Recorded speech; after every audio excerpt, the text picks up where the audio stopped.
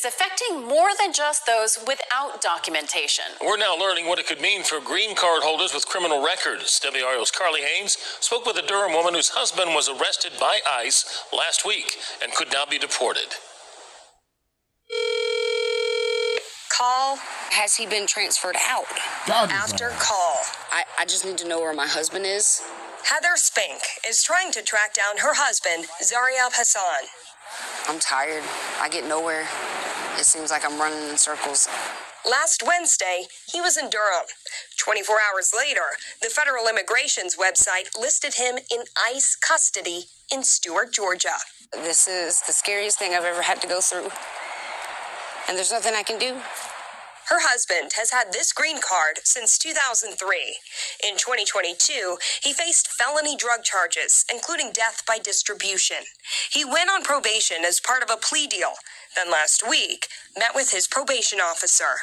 As soon as he walked in, the probation officer took him to a conference room, and there were 4 ICE police in there, and they instantly said, "Put your hands behind your back." ICE arrests at probation meetings aren't new, but immigration attorneys say they could happen more often now, with the president's emphasis on deporting some immigrants and securing the country's borders. Well, I do think that there is a heightened level of enforcement. There is a very clear message from this administration that they are going to detain and remove as many individuals as they can.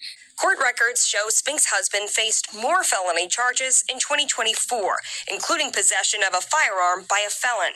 It's unclear whether the original charges he took the plea deal for or these more recent ones led to the arrest. But Durham attorney Yesenia Polanco Galdames says the original drug charges could still be grounds for deportation.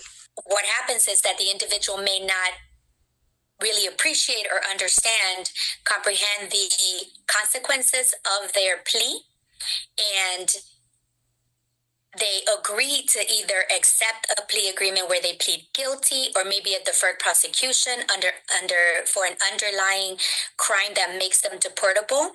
We asked immigration attorney Chris Barnes about the timeline.